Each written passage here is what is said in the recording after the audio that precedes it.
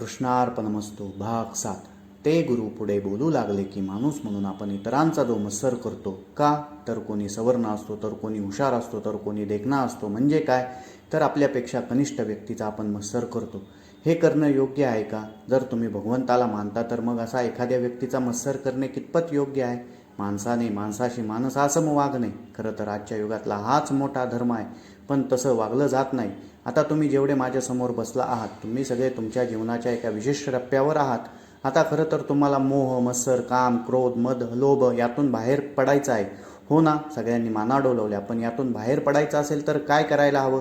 तर मी आत्तापर्यंत जे काही तुम्हाला सांगितलं त्याचा त्याग करता आला पाहिजे. माणूस जेव्हा जन्माला येतो तेव्हा त्याचं आयुष्य 4 विभागात विभागलं जातं: किशोरावस्था, गृहस्थावस्था, वानप्रस्थ अवस्था आणि संन्यास अवस्था. आता आजच्या काळात संन्यास घ्यायची काही एक गरज नाही, कारण आपण स्वतःला या मोहरूपी संसारात इतकं गुंतवून ठेवलेलं असतं की संन्यास घेणं कठीण आहे. पण न संन्यास घेतासुद्धा आपण या षड्रिपूंपासून मुक्तता मिळवू शकतो. फक्त आपल्याला मगाशी सांगितलेल्या अवस्थांमधून हळूहळू बाहेर येता आलं पाहिजे. ते कसं, तर कोणत्याही अवस्थेत मोह बाळगायचा नाही. डोळ्यासमोर निसर्ग आणायचा. वृक्ष असतो, त्याची पाने असतात, त्या पानांसाठी वृक्ष हा निसर्ग असतो. जशी ती पाने जन्माला येतात आणि कसलाही मोह न ठेवता आपलं कर्म पूर्ण झालं की झडून जातात. नव्या पानांना संधी देण्यासाठी तसेच आपण सुद्धा या संसारातून हळूहळू बाहेर पडायचं असतं, नवीन येणाऱ्या माणसांना संधी देण्यासाठी. ज्यावेळी आपण ही क्रिया कोणताही मोह न ठेवता केली की आपण या षड्रिपूंपासून मुक्तता मिळवू शकतो. आणि त्यासाठी हे निरूपण आहे. एक लक्षात ठेवा, या जगात आपण कधीच कायमस्वरूपी नव्हतो. त्यामुळे आपल्यापासून कोणाला त्रास नव्हता. उलट जितका जास्त आनंद देता येईल तितका आपण निखळा वागलं की आपण स्वतः या व्यथेपासून मुक्त होतो. हे ऐकून तो खरोखर मनातून खजील झाला होता. आजपर्यंत त्याचं मन जी धावाधाव करत होतं त्या मनाला आज गुरूंच्या वाणीतून शीतल असा विसावा मिळाला होता. आज कित्येक दिवसांनी तो स्वतःला शांत, स्थिर जाणून घेत होता आणि मनोमन त्या उपहारगृहाच्या मालकाचे आभार मानित होता आणि गुरुमाऊलींना धन्यवाद देत होता.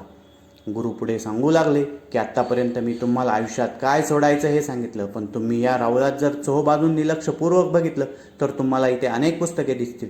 ही तीच पुस्तके आहेत, ग्रंथ आहेत की ज्यातून मी घडलो आणि आज तुमच्या पुढे उभा राहू शकलो आणि तुम्हाला जीवनाचं जे काही मला थोडंफार ज्ञात आहे ते तत्त्वज्ञान सांगू शकलो. आपल्या सगळ्यांना जीवनात काय पकडायचं असेल तर ही अनमोल अशी पुस्तके, ग्रंथ यांच्याबरोबर मैत्री करायची. नवनवीन पुस्तके, चांगल्या विषयांची पुस्तके वाचायचे. आपले जे धार्मिक ग्रंथ आहेत ते वाचायचे, आत्मसात करण्याचा प्रयत्न करायचा, यातून बोध घ्यायला शिकायचं.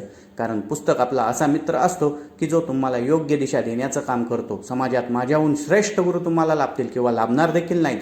तुम्ही त्यांच्यापर्यंत पोचाल किंवा पोचणार देखील नाही, पण त्यांनी लिहिलेलं साहित्य हे नक्की तुम्ही सहज मिळवू शकाल. आणि ते साहित्य म्हणजे त्या गुरूंचा आरसा असतो. हे तुम्ही एकदा ओळखलं की तुम्हाला नव्या जगाची ओळख झाल्याशिवाय राहणार नाही. नवीन पुस्तके वाचायला लागला की तुम्ही अधिक तर्क करू लागणार. यातून तुम्हाला तुमच्या जीवनाची नव्याने ओळख पटणार याची मला खात्री वाटते.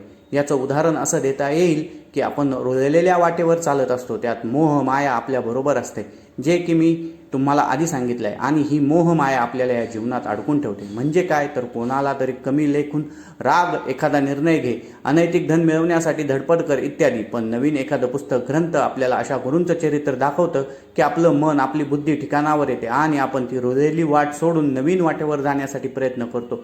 ही किमया आहे या ग्रंथांची, पुस्तकांची. त्यामुळे इथे अनेक पुस्तके, ग्रंथ इत्यादी साहित्य आहे आणि माझ्याहून कैक पटीने हे आपणा सर्वांना गुरुतुल्य आहे.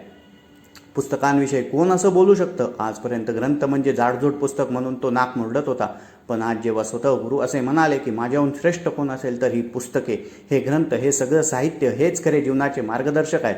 असं जर असेल तर आपण आजपर्यंत असं कधीच वाचन केलं नाही, कायम वाचनाचा तिरस्कार केला किंवा काय ते कंटाळवाणं वाचन म्हणून तिकडे दुर्लक्ष केलं. म्हणून आज आपल्याला या गुरूंच्या चरणाशी यावं लागलं. खरोखर या गुरूंनी आज त्याचे डोळे उघडले होते. गुरु बोलू लागले, इथे माझ्याजवळ तुम्हाला ही समयी दिसत असेल. यातील येणारा प्रकाश तसेच आजूबाजूला असणारी प्रकाश योजना की जी कालानुरूप कृत्रिम झाली आहे, परंतु जर सखोल विचार केला तर समाजात वावरताना मनुष्याला या समयीसारखं वागता आलं पाहिजे. हिचा जो प्रकाश देण्याचा जो गुण आहे तो पकडून ठेवता आला पाहिजे. म्हणजे काय, तर आयुष्यात कमीत कमी स्पर्धा करून आपल्यासोबत येणाऱ्या लोकांना जगण्याची वाट दाखवली पाहिजे. ज्यावेळी माणूस विचाराने, धनाने समृद्ध असतो त्यावेळी त्याने आपले सुविचार हे समाजातील लोकांमध्ये जाऊन त्यांना ऐकवले पाहिजे, त्यांना ज्ञानाचा मार्ग दाखवला पाहिजे. आपल्याकडील अतिरिक्त धन हे समाजोपयोगी कामात उपयोगात आणलं पाहिजे, जेणेकरून आपण या समाजाचं काहीतरी ऋण फेडत आहे याची भावना निर्माण होऊन आपली जी व्यथा आहे की मी माझ्या अतिरिक्त धनाचे काय करू, तर याने ती नक्कीच कमी होईल. आणि ही लक्षात ठेवा, आपलं अतिरिक्त धन हे आपल्या पुढील पिढीचं कर्तृत्व कमी करीत असतं.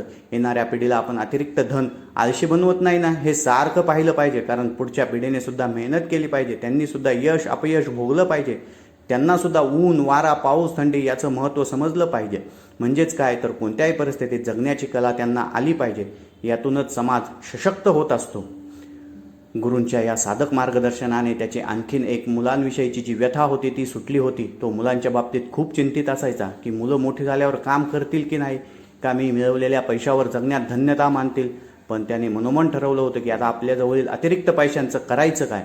मुलांवर प्रेम करायचं, त्यांना चांगले संस्कार द्यायचे, मुलांना विनाकारण रागवायचं नाही, त्यांच्यातले गुण हेरायचे ते पकडायचे आणि त्यांच्या अवखळ स्वभावाला त्यांच्यात आयुष्यातून दूर करण्यासाठी त्यांना मदत करायची. आपण पुस्तके ग्रंथ असे साहित्य वाचायला सुरुवात करायचे आणि मुलांनासुद्धा वाचनाची आवड निर्माण करायची. आज या निरूपणाने त्याच्यात एक वेगळाच उत्साह येत होता. क्रमशः कथा आवडल्यास कथेला लाईक करा, चॅनलला सबस्क्राईब करा, कथा आपल्या मित्रांबरोबर शेअर करा. धन्यवाद.